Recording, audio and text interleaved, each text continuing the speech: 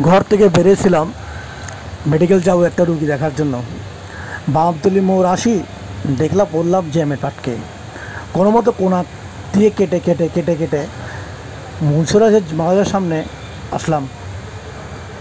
ঘটনা কি সবাই কাউকে মরতেছে, চিল্লাচিল্লি করতেছে, কেউ বলতেছে মানে এটা কোন ধরনের ভোগান্তি। তাই আমি বলছিলাম কোনো আন্দোলন গাড়ি এদিকে রাখি, সামনে গেলাম হাঁটতে হাঁটতে কী সমস্যা দেখি। গিয়ে দেখলাম কিছু মহিলা তারা রোডের মাঝখানে কিছু বস্তা ইটের ফেলে তারা রোড ব্লক করে রাখছে।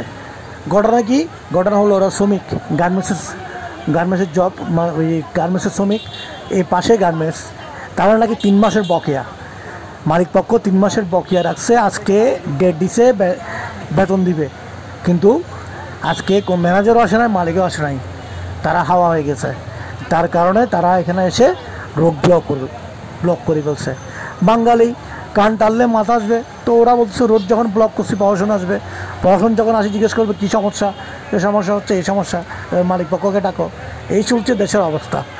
তো মাঝখানি পর কী হবে, মাঝখানি হচ্ছে যে আমরা সাধারণ যে জনগণ আছি এগুলো কি প্রতিনিয়ত আমরা ভোগান্তিতে থাকবো। এই দেশটা সাধারণ জনগণের জন্য নয়। দেখেন এখান থেকে বামতলি সমস্যা কোথায় মধ্যে আসছে, ট্যাগের বাস পর্যন্ত জ্যাম। আমি কোনো মতো কাটিয়ে মাটি কোনা টোনা দিয়ে আসছি, এদিকে আসি, দেখেন ট্যাগের মতো কত মানুষ কত কাজে বেরিয়েছে, সবাই আটকে আছে।